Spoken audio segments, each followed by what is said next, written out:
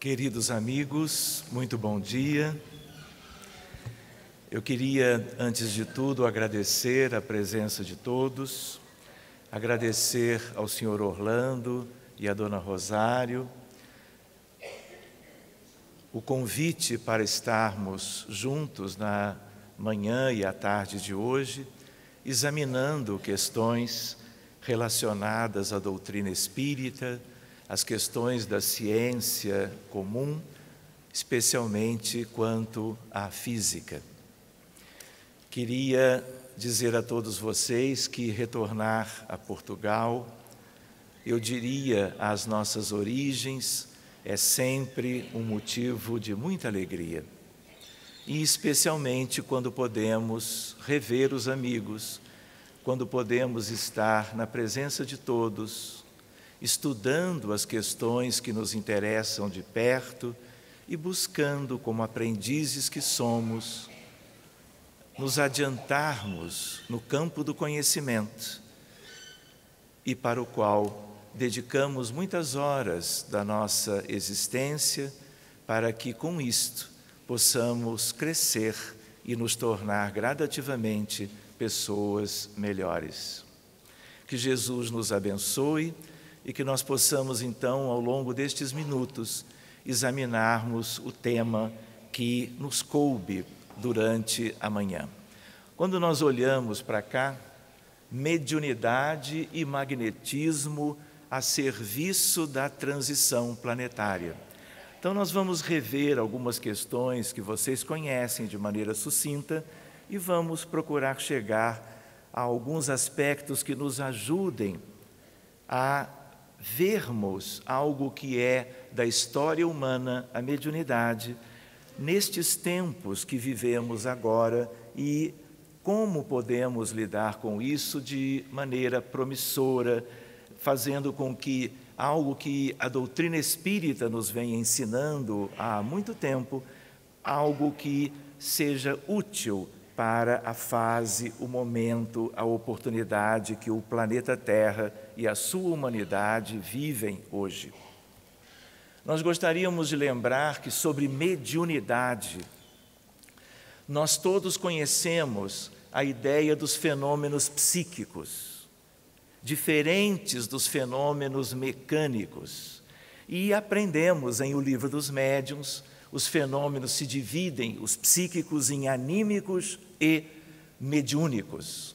Sabemos que, quanto às mediunidades, de uma maneira geral, nós temos as de efeitos físicos e as de efeitos intelectuais. Sabemos que os nossos médiuns e a mediunidade em geral, ela pode ser discreta, sutil, mas ela pode ser ostensiva e muitas vezes se encaixando no meio deste caminho.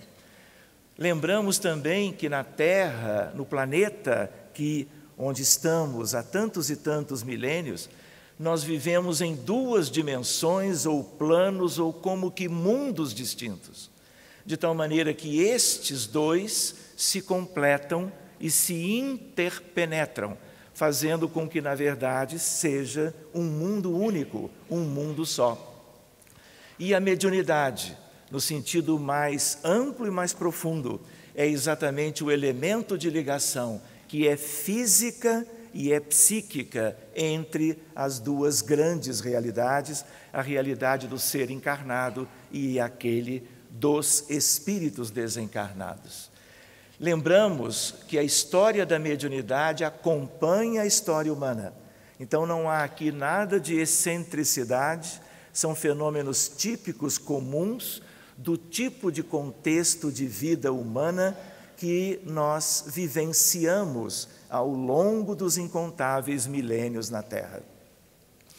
O Livro dos Médiuns segue sendo como que o elemento fundamental para os nossos estudos a respeito deste grande tema. E, é claro, as obras subsidiárias, especialmente pela mediunidade de Francisco Cândido Xavier, com os autores Emmanuel, André Luiz, Humberto de Campos e outros, nos vem dando exatamente toda a base para nós seguirmos adiante como médiuns, cooperadores, avançando no progresso da nossa realidade pessoal e geral.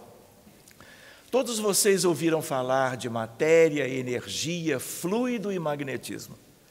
Valeria a pena nós usarmos uma parte do nosso tempo, porque estas questões nós podemos vê-las de acordo com a ciência oficial ou acadêmica, e há aqui algumas pequenas diferenças quando nós tratamos destes aspectos, especialmente o magnetismo, que é também nosso tema hoje, no sentido dos espíritos, no sentido da espiritualidade, no sentido das questões espirituais que têm a ver com a vida humana. Se nós buscássemos lembrar a vocês a ideia do que é energia, energia de um corpo ou de um sistema é a capacidade que este tem de gerar uma ação qualquer. Isto é energia, e às vezes nós podemos confundir um pouquinho o significado desta palavra. Talvez do ponto de vista de exemplificação fique melhor. A ideia dos tipos de energia, existem muitos mais, e a ideia dos efeitos. E quando nós estudamos as energias de um modo geral, a energia calorífica, aquecimento do sistema, a ideia de energia elétrica, corrente elétrica e luz. Um aspecto do nosso tema em geral, energia magnética, imantação, como por exemplo dos ímãs. Energia mecânica, deslocamento ou movimento. Energia química, exemplo, a digestão dos alimentos. A energia nuclear, a radioatividade, a energia mental, o pensamento. Vamos adiante, considerando alguns aspectos. Existe um magnetismo, que é o magnetismo que nas escolas tradicionais, nas universidades, nos cursos de graduação de física, todo estudante estuda. É o magnetismo que tem a ver com diversas questões do planeta, diversas questões do universo, mas que são algo diferente de um magnetismo que nós vamos relembrar daqui a pouco. E quando nós estudamos este magnetismo, tudo começa numa região da Grécia chamada Magnésia, onde os navios eram construídos com madeira e pregos de ferro. E muitas vezes essas embarcações, elas queriam se deslocar mar adentro, eram atraídas por causa de montanhas que tinham verdadeiras montanhas internas de ímãs gigantescos. E aí os navios eram atraídos e não podiam se deslocar. E aí a história do conhecimento da humanidade sobre o magnetismo começa. Eram pedras da magnésia, óxido de ferro magnético, que é o nosso ímã.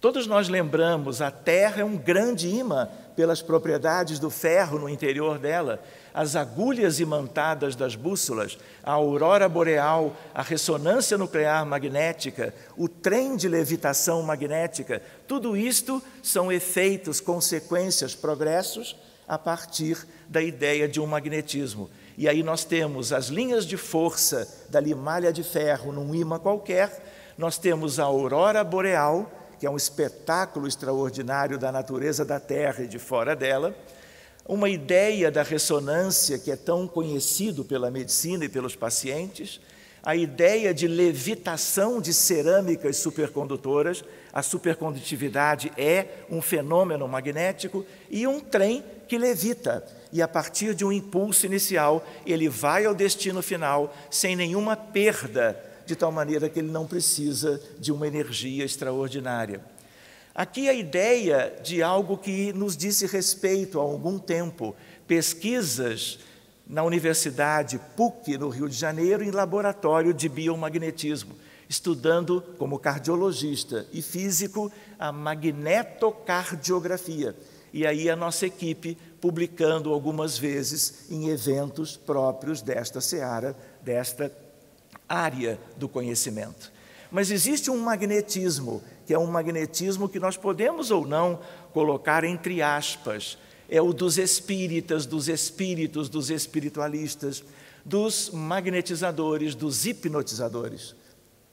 E esse estudo, ele começa com Mesmer, e ele é quem introduz, na verdade, um antes dele foi Van Helmont, e ele já no século XVII trabalha a noção de magnetismo animal. E um pouco depois, Mesmer é quem cunha questões do universo com a palavra, o conjunto das duas, o fluido magnético, que depois Kardec assimila e trabalha com isso durante toda a codificação. A propriedade dos ímãs. Então, Mesmer era um terapeuta, e ele impunha as mãos, naquela época, e ele fazia com que pacientes doentes mentais melhorassem das suas condições de saúde mental. E isso, então, ficou muito divulgado e se espalhou pela Europa toda. Mais adiante, no século XIX, surge o hipnotismo, que é uma variante deste tipo de magnetismo. Este magnetismo é o que nos importa mais agora, mas não podemos perder de vista o outro, que é o magnetismo sem aspas, é o magnetismo das imantações, muito bem definidos e conhecidos pela física moderna. O passe, a fluidoterapia, a fluidificação da água, ela também não é chamada de magnetização, é deste magnetismo que tem a ver com o fluido vital e o ectoplasma. Bênçãos e exorcismos, liturgias, rezadeiras e benzedeiras, as curas de Jesus e dos apóstolos, tanto as locais como as à distância. Efeitos físicos e ectoplasma, fenômenos de transporte, mesas girantes, materializações luminosas e assim sucessivamente. Fluidos, segundo a ciência, são substâncias que podem escoar, de tal maneira que elas têm todas elas características, a água, o sangue, os gases todos, da tabela periódica dos elementos, como nitrogênio, oxigênio, o ar atmosférico. A ideia de plasma, este não é o plasma sanguíneo, é o plasma das estrelas, que é um gás altamente ionizado, ele é fluídico também. Mas o nosso fluido vital e o ectoplasma são os melhores exemplos daquilo que tem a ver com esta fronteira entre as questões da ciência moderna e as questões da ciência espírita. Variedade de cores, densidade e assim por diante. Nós mesmos tivemos experiência longa em questões de ectoplasmia e de materializações luminosas, mas essa é uma história para nós contarmos outro dia. Reparem, fluidos agora entre aspas, fluido cósmico universal, estabelecido desde Mesmer como fluido primordial, a relação disso com o fluido cósmico universal, fluido vital dos seres vivos, fluido espiritual de origem espiritual, estes já diferentes, porque na espiritualidade eles não têm a matéria que nós temos, a vitalidade, porque eles não têm corpos físicos, eles têm perispírito e espírito. E aqui, este fluido espiritual é muito mais próximo de uma ideia que não havia na codificação naquela época, que é a ideia de campo. E este é um outro estudo extraordinário, mas também para nós aprofundarmos numa outra oportunidade. Este campo espiritual, ele permeia, integra, estrutura e plasma tudo mais que nós podemos conhecer. De tal maneira que a ideia de fluido cósmico universal tem a ver com o campo primordial que Einstein estudava quando da união de todas as 4 interações ou forças propriamente da natureza do universo. A força eletromagnética, a força nuclear forte, a nuclear fraca e a gravitacional. Este campo primordial, ele tem muito a ver com algo que aprendemos com Mesmer na codificação, chamado fluido cósmico universal. Como o nosso tema tem algo a ver com a transição planetária, que é uma expressão muito utilizada hoje em dia, nós podemos também recordar que esta noção, ela não é recente, ela já estava na codificação e, portanto, está no livro A Gênese, onde nós vamos ver Allan Kardec tratando deste tema e dizendo para nós que estávamos começando uma época em que muitos espíritos propensos e vinculados aos malfeitos da realidade humana e sem uma condição de um progresso maior a curto prazo, estarão como que sendo conduzidos para uma vida num outro ambiente, divino também, onde serão acolhidos e farão ali a evolução que não fizeram nem na Terra, nem em capela, nem em círios e assim sucessivamente. A ideia que nós vamos ver está em A Gênese, no capítulo 18, e aí ele diz: a época atual é de transição. Então, as questões do magnetismo, as questões da mediunidade, as questões do Evangelho de Jesus à luz do Espiritismo, para que tenhamos uma transição que possa ser a mais célere e a que permita, vamos dizer assim, o maior proveito geral para a nossa humanidade, para que muitos mais que éramos joio nos tornemos trigo e possamos, então, sermos herdeiros deste mundo onde nós nele já caminhamos há muitos milênios. Seguindo adiante, o livro é este que vocês conhecem. Sobre as questões do pensamento, nós não vamos nos deter muito, mas somos 100 bilhões de neurônios em cada um de nós, no encéfalo, no cérebro humano, especialmente na córtex cerebral. E a ideia de que os pensamentos são um atributo do espírito, mas o cérebro humano tem a ver com o pensamento como que se materializando, e ele passa, e ele vibra, ele oscila, ele realiza algo de interação com o nosso campo celular neuronal, onde essas questões são como que bem estabelecidas, de tal maneira que uma doença cerebral que leve a uma questão de determinadas regiões atingidas, o pensamento estará diferente do normal. É o que nós verificamos na casa espírita e no trabalho como médico, quando nós temos uma pessoa com depressão e uma baixa dos neurotransmissores cerebrais. A depressão é doença do espírito e no espírito deve ser tratada, mas existe uma contrapartida biológica.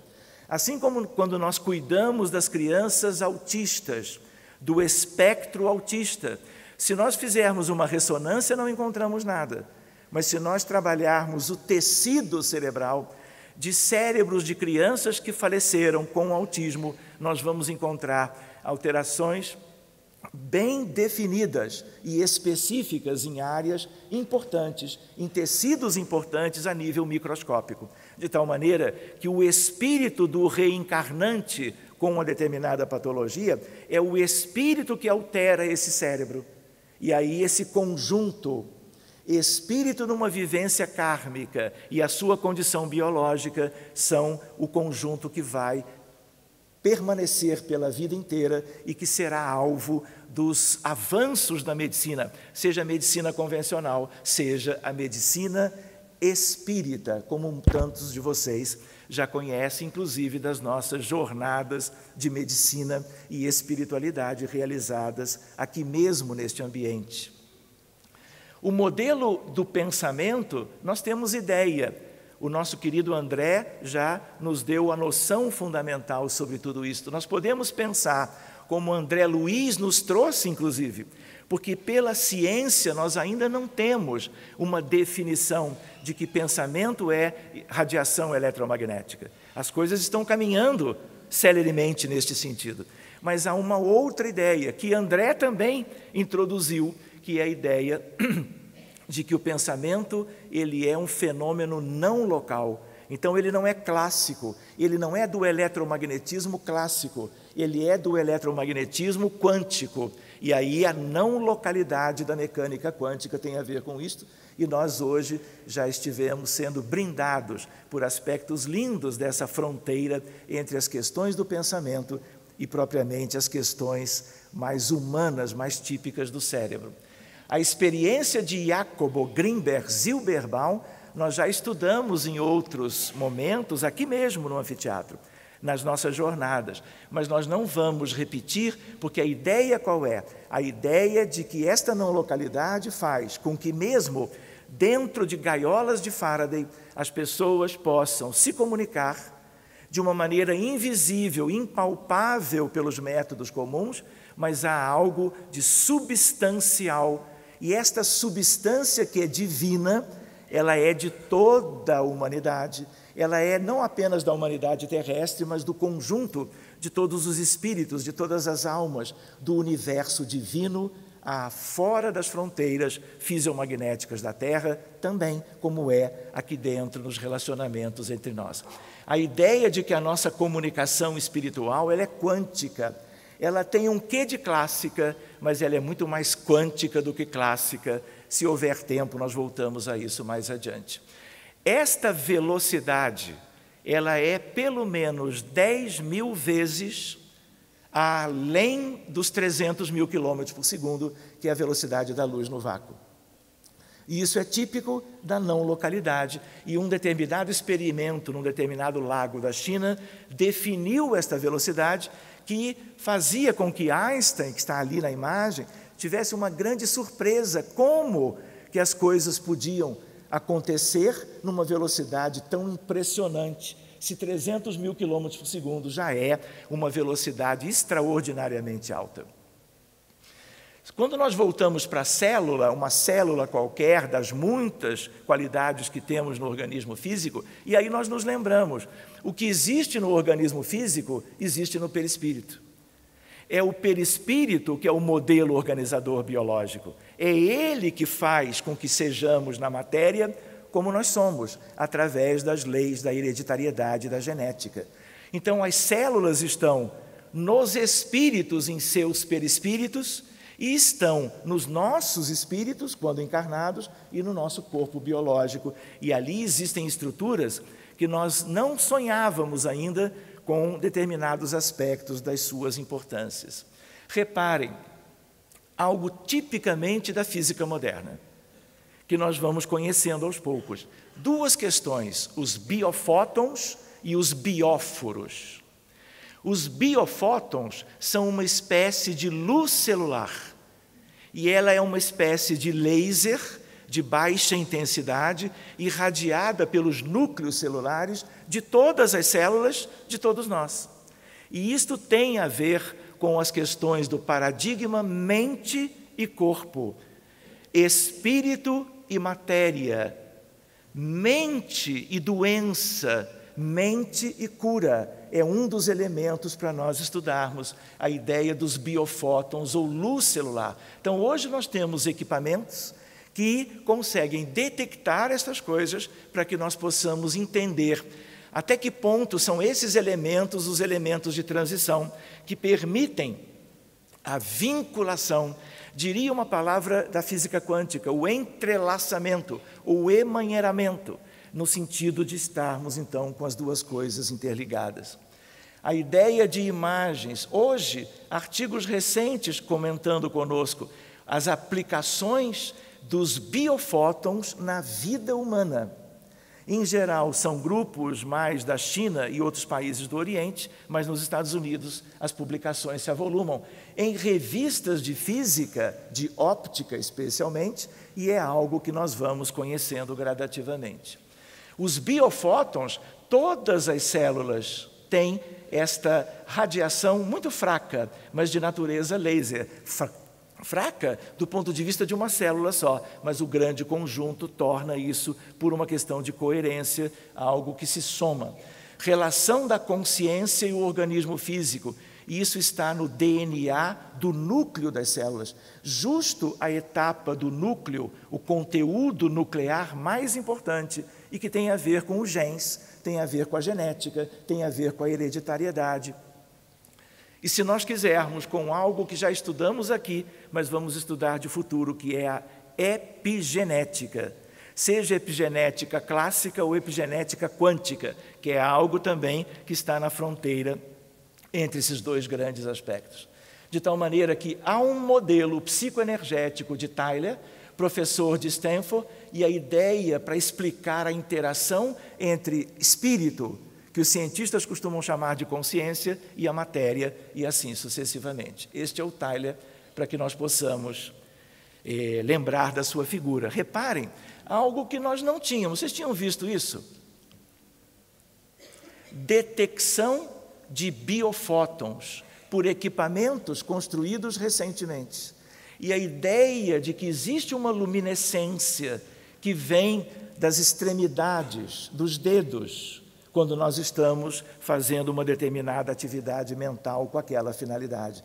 Isto tem fronteira com o passe, com a fluidoterapia, com o momento de preces e irradiações do trabalho público doutrinário das casas espíritas pelo Brasil e pelo mundo, e incluindo especialmente o trabalho do movimento espírita em Portugal.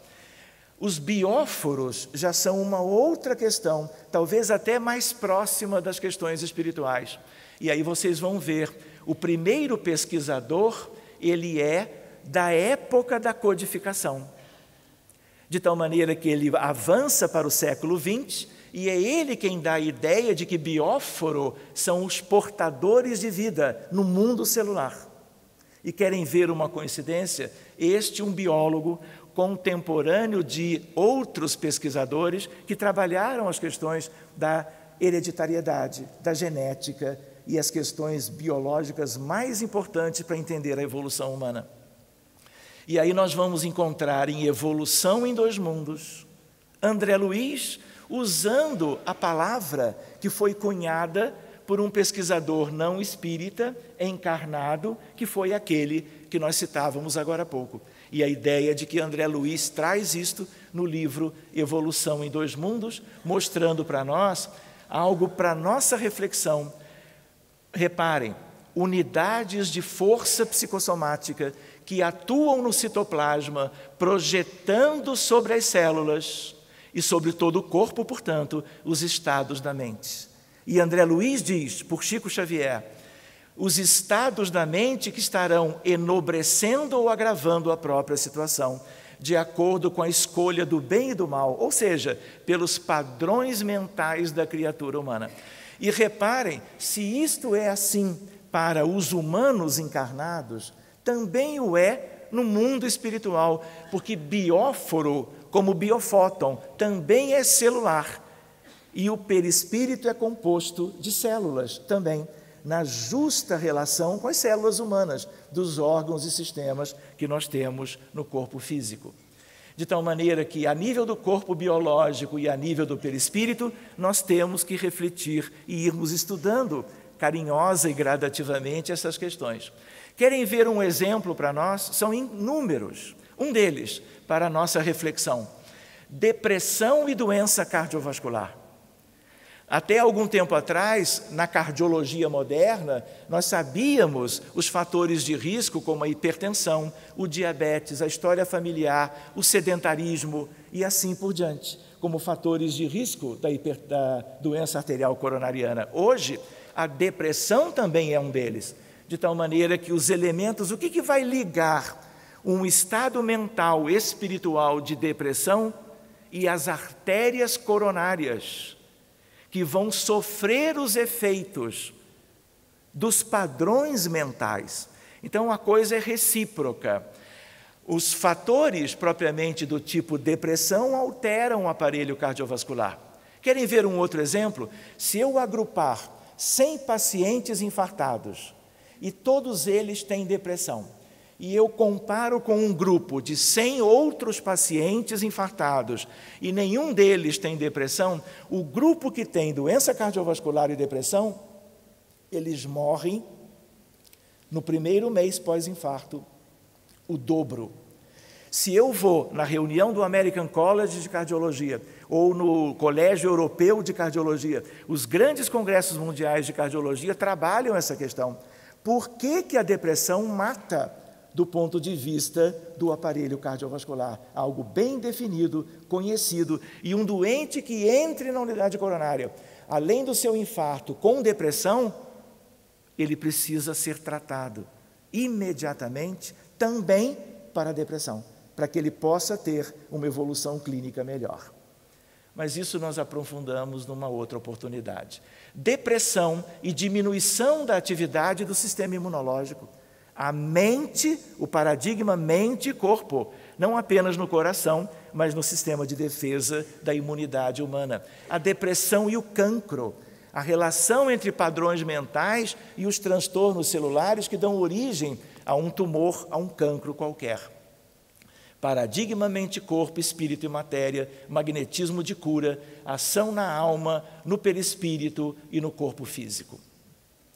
passistas do futuro, magnetizadores cada vez mais conscientes, porque aquilo que nós tivermos de estudo a respeito destas temáticas de fronteira, nós poderemos usar amanhã ou já hoje, no âmbito do trabalho no movimento espírita, nos centros espíritas do mundo inteiro, fazendo com que o rendimento do trabalho do médium passista ou da fluidoterapia, o que é praticamente a mesma coisa, ele possa ser um trabalho ainda mais eficaz no sentido de devolver àquela pessoa que vai receber esses conteúdos de amor, mas conteúdos também fluídicos, aquilo que lhe devolverá talvez uma parte ou a sua saúde como um todo. Então, estas questões, elas estão nas melhores revistas médicas. Muito bem, então, depressão como fator de risco independente, depressão aumentando o risco de reinfarto e morte.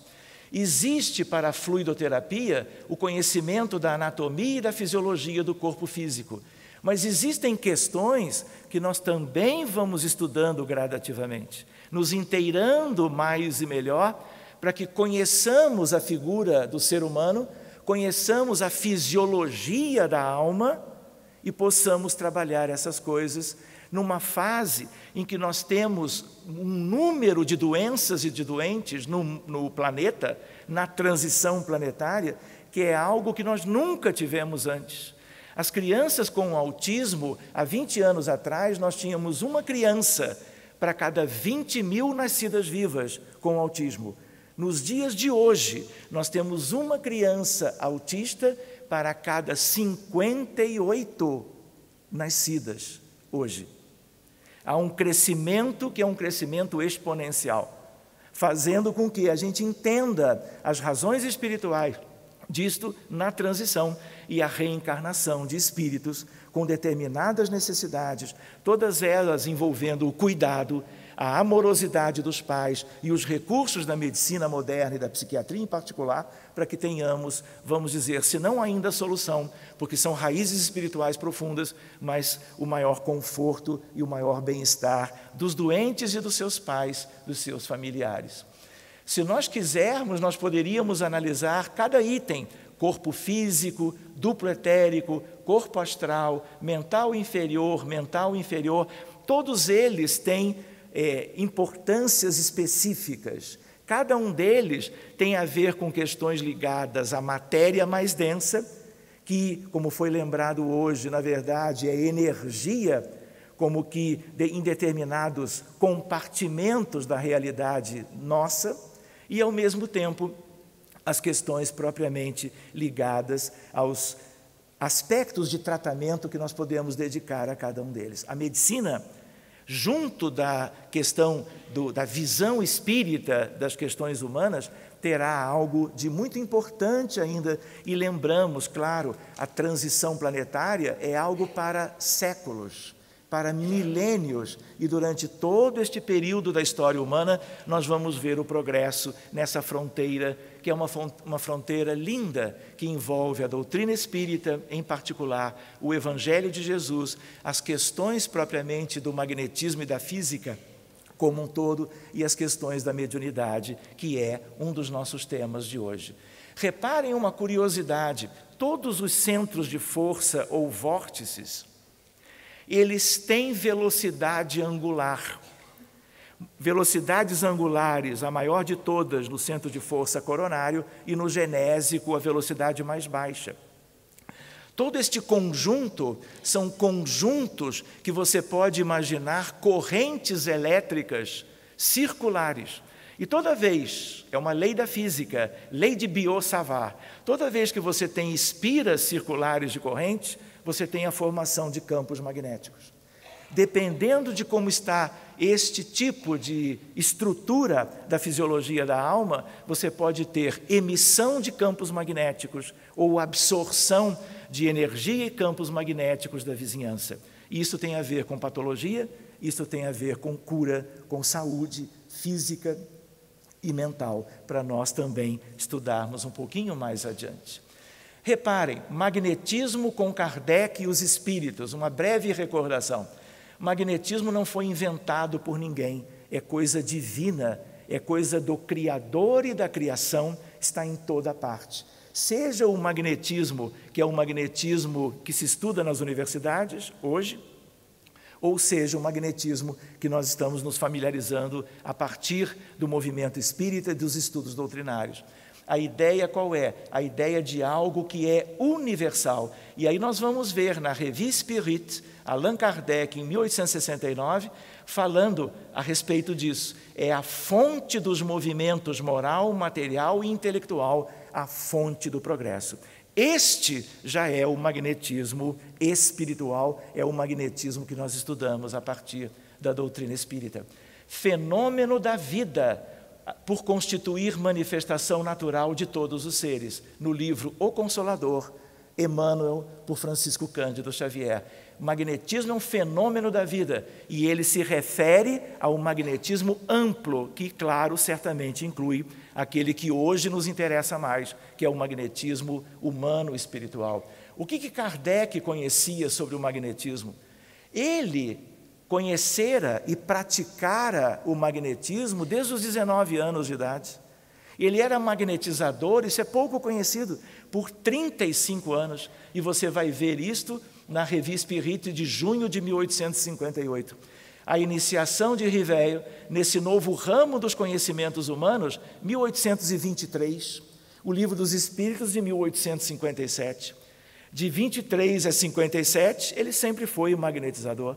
Ele conhecia tudo isso, muito provavelmente, muito melhor e mais do que nós conhecemos hoje, pelo espírito que ele é, vindo a ser ele próprio experimentado magnetizador.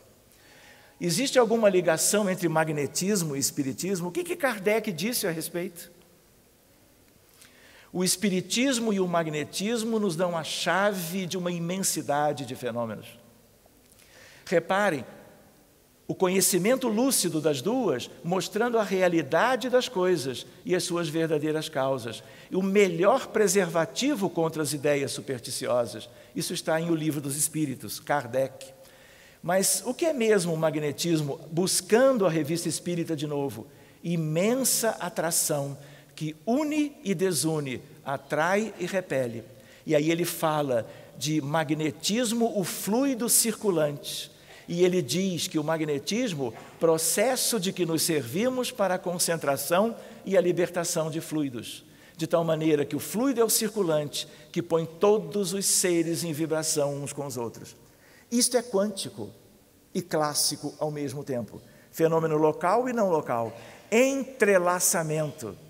A ideia de rebanho, quando Jesus diz a Natanael, bem Elias, quando Natanael acha surpreso, por que Jesus conhecia ele pelo nome, se ele chegara à casa de Pedro naquele mesmo instante? E Jesus disse, Natanael, eu te conheço desde sempre, como conheço a minha realidade de todas as ovelhas do meu rebanho. E a ideia de que não é apenas algo que nos liga ao governador da terra, e ele a nós, mas todos os aspectos da união nossa, por afinidade, por sintonia, por ressonância, porque somos uma família só. E a ideia de Filomeno de Miranda, quando cada um evolui e progride, nós levamos eventualmente a humanidade inteira para cima. Mas quando cada um de nós fere as leis de Deus, agindo criminosamente, nós não retrogradamos, claro, mas nós, com um peso kármico um pouquinho maior, nós vamos mais para baixo e levamos para baixo a humanidade inteira. Todos esses fenômenos morais são interdependentes e eles se ligam a questões, como muito bem o André, agora há pouco, nos introduziu. Gêneros de magnetismo vale a pena, há vários.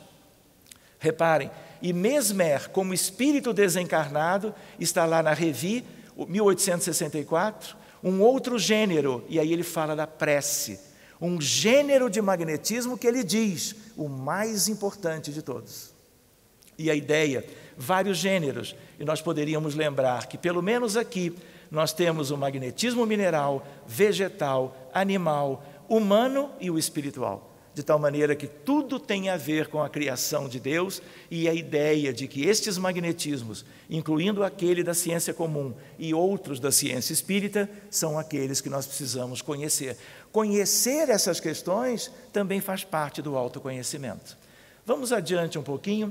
A ação magnética pode ser só do encarnado, pode ser só dos espíritos e geralmente ele é misto, ele é espiritual, ele é humano e espiritual, como está na Gênese, e todos vocês conhecem isto. Qual é o magnetismo utilizado nos tratamentos da casa espírita? Humano espiritual, porque os médiuns ali estão, são seres encarnados e os espíritos, obviamente, ali estão também. De tal maneira que existem vários exemplos, a prece, a vibração ou irradiação, o passe, eventualmente o sopro e a água magnetizada, como vocês conhecem. Allan Kardec dizia na Revue, o magnetismo preparou o caminho do espiritismo. Aliás, quanto a ele próprio, que antes estudou o magnetismo e depois, a partir da fenomenologia das mesas girantes, veio a conhecer propriamente o espiritismo. De tal maneira que, ao tempo de Allan Kardec, quem estudava as ações magnéticas? Os magnetizadores. E a ideia, vários deles foram talentosos. Vários deles fizeram parte da história de um magnetismo, que é um magnetismo humano espiritual, quando ainda não havia espiritismo e, claro, movimento espírita e centro espírita. De tal maneira que a relação entre as duas ciências é uma relação que é íntima, chegando Allan Kardec a dizer que são como que uma ciência só, tal a vinculação entre o magnetismo e a doutrina espírita. E aí nós vamos ver o barão de Dipoté, o Marquês Puisséguir, o sábio Deleuze, um dos maiores filósofos do século XIX. E aí onde é que nós vamos ver isso? Kardec falando deles, aonde? Em elementos da doutrina contidos na Revista Espírita, esta de 1858. De tal maneira que nós vamos ver os fluidos das ações de cura apropriados à natureza e à causa, por exemplo, da cura dos cegos coletivamente numa determinada região da Galileia, e a ideia do magnetismo espiritual, que é um magnetismo movimentado pela espiritualidade dos grandes reservatórios deste magnetismo espiritual do contexto todo do universo e não apenas do contexto das questões mais próprias, específicas da Terra. Magnetismo humano e a questão da vontade. Vamos adiante. Reparem, os magnetizadores, Deleuze, Dipoté, Allan Kardec, Carragné, Leon Denis, Eurípides, Chico, Ivone Pereira e lá no início, pelo menos de registro da história recente, Franz Anton Mesmer. Reparem, fluidoterapia espírita no plano físico, Rio de Janeiro, magnetismo por todo lado. Qual magnetismo? Humano e espiritual. De tal maneira que aqui são leitos onde estão os pacientes com as mais variadas enfermidades e a ideia de equipe de médiuns encarnados e toda uma equipe espiritual com diretrizes para que este trabalho seja um trabalho proveitoso, útil e possa buscar devolver o equilíbrio, as forças e a saúde mental e a saúde física dos pacientes. Muito bem, isso é a realidade nossa lá. E aí nós vamos nos lembrar que em nosso lar, o que nós vamos encontrar? A figura de André Luiz, logo após ser trazido para a colônia, ser tratado pela mesma fluidoterapia, por entidades desencarnadas, nos mesmos moldes, claro que sem a energia vital do plano físico, sem o ectoplasma, sem elementos de natureza mais densa, mas tendo tudo dos grandes reservatórios à disposição. E na película, no filme Nosso Lar, nós vimos o processo de recuperação de André, todos vocês lembram, e a ideia de que essas questões que estão na Terra hoje, no movimento espírita de um modo geral, vieram do mundo espiritual, por isso estão aqui, porque o mundo de origem é o mundo da vida além túmulo. Não vamos ver isto, mas a ideia de fluidos emanados e campos gerados, a importância do pensamento, a vontade, o amor, o sentimento de base para todo o trabalho que nós imaginamos venha a fazer parte da realidade de hoje e do futuro, nessa fronteira entre o espiritismo, a medicina, os doentes e as questões que nós precisamos na transição. Cuidar amplamente, porque o número de patologias no campo mental e no campo orgânico e o número de doentes cada vez mais frequentes e cada vez mais graves na nossa realidade. E a contrapartida dessas questões com as questões espirituais mal resolvidas ou não resolvidas. A fluidoterapia, por causa da física, ela pode se dar com o paciente presente às reuniões, pode se dar com o paciente no hospital ou em casa. As preces e irradiações, as orações intercessórias, tudo isto é movimento a partir do amor e da dedicação, do devotamento dos integrantes da equipe, no sentido de oferecer recuperação aos necessitados. Doutor Medicina Sérgio, espírita. Obrigada. Quantos minutos? 44? 5 ou 10? Muito bem. A ideia de medicina espírita, magnetismo e mediunidade. Vamos adiante num tema para finalizarmos mais 49 slides. Ideoplastia tem a ver com campos, campo mental, criações mentais, criações fluídicas, construções mentais, imagens fluídicas. Bosano, na Itália, se dedicou a isso, está no livro Pensamento e Vontade, moldagem de matéria viva pela força do pensamento. Charles Richet, Nobel de Medicina de 1913, estudando através da médium Linda Gazera. Albert de Rochat, na França, estudando Eusápia Paladino, provando a ideoplastia, materialização do pensamento por ectoplasmia. Recursos ideoplásticos nas reuniões mediúnicas, isso é um mundo para nós estudarmos. André Luiz dizendo, o pensamento pode materializar-se, criando formas que muitas vezes se revestem de longa duração, conforme a persistência da onda em que se expressam. O nosso irmão querido trabalhou a obra Mecanismos da Mediunidade, e ali nós vamos ver ideoplastia, estudado no capítulo 19 desta obra, e é uma leitura que deve ser refeita ou feita por primeira vez. De tal maneira que a modelagem através do pensamento, materialização do pensamento e a ideia de um fenômeno agora mais anímico do que mediúnico, mas dependendo da utilização da ideoplastia voluntária, nós teremos sempre a espiritualidade conosco. A ideia de que, claro, vai depender de treinamento, vai depender de esforço, vai depender de educação espiritual, a dependência quanto à vontade e à força mental de cada espírito e de cada alma, porque os desencarnados também funcionam realizando as suas ideoplastias involuntariamente, como nós aqui do nosso lado, e voluntariamente, quando é o caso. Para os espíritos, o pensamento e a vontade são o que é a mão para o homem. Este é André Luiz. Como encarnados, temos o fluido vital próprio, além de sermos espíritos, e temos aí a ideia de que pela ação do pensamento podemos fazer alimentos, vestimentas, habitações, utensílios, medicamentos, tudo no plano espiritual, utilizando-nos dos recursos que o ser humano, o espírito humano dispõe. 2 exemplos: espírito desencarnado vítima de um acidente grave, ou explosão de uma mina terrestre num país africano, ou de suicídio traumático, perispírito apresentando as mesmas características de destruição corporal que resultou no desencarne no plano físico. Modelamos um corpo perispiritual íntegro, saudável e completo. E a recuperação do perispírito, que poderia demandar décadas ou mais, ela é instantânea. Basta que tenhamos algumas noções de anatomia e de fisiologia. Vejam o que André diz. Ele narra um caso em que a espiritualidade pediu para aqueles que estavam treinando ideoplastia para que eles modelassem uma determinada paisagem. E coube a André um aspecto. E aí ele tenta, lá naqueles anos, quando ele começa a verificar as suas possibilidades pelas instruções dos espíritos superiores. E o resultado dele foi pobre. e aí ele tenta novamente. A espiritualidade explica, inicialmente ele não consegue preencher a paisagem e depois de algum esforço, lembrando o jardim de sua casa e com o poder da sua mente, é que ele vai conseguir.